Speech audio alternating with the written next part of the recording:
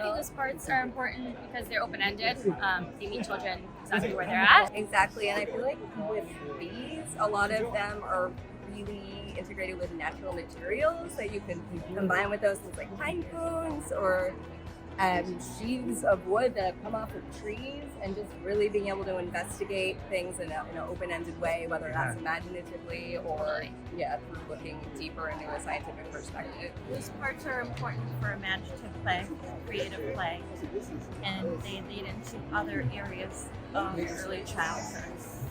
Not only because for creative play, but they'll lead into things in children's other education when they go into high school for science and physics and other areas of math, and maybe in the future what they want to be as an adult.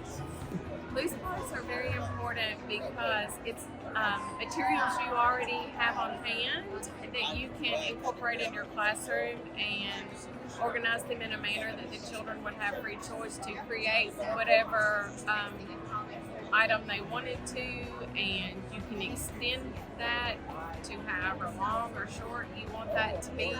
But it's just really gathering materials that you already have on hand and not having to spend a bunch of money on materials for the children, and moving away from already those pre-made things to allowing the children just 100% freedom to use their creativity and pull in their engineering skills and just learn from exploring.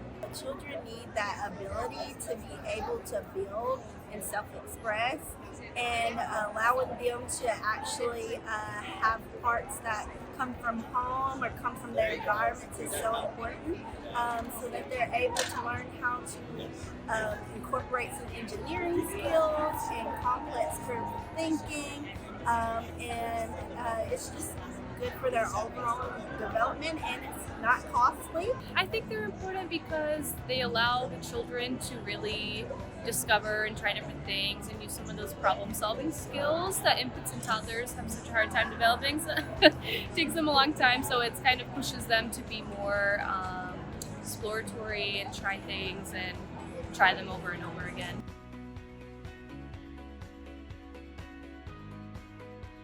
Well, first of all, cooperative play.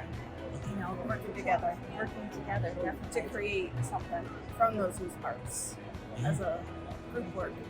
And investigation, as far as you might see it being used one way, but children always find a different way to use something that you may never have thought of using that piece, and they come up with a totally different outcome, which is so interesting. So I love that part of using loose parts. It makes me think about those open-ended questions about, so what are we building, or what are you building?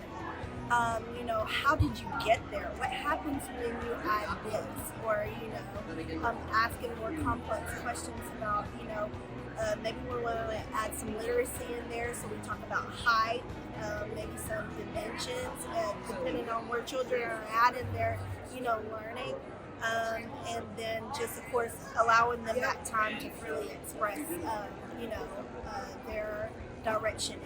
I feel like the thing that I like about these is that there's like balls and there's cups, and you can fill them and you can roll them, and usually rolling or dumping is what gets them involved in stuff like that they're not used to, so stuff they don't usually see, or maybe they're not as exposed to. I often put out magnifying glasses, and a lot of times that's just fascinating for them. I think just presenting it beautifully, like presenting it nicely, it automatically attracts them. I feel like sometimes if you put it at their level, you don't even have to do or say anything, because the environment is the teacher in that moment. And sometimes I'll just get really interested and be like, oh my goodness, would you look at that? And then they come over and immediately zoom in on, I wonder what you're doing. And then discover things I never thought of.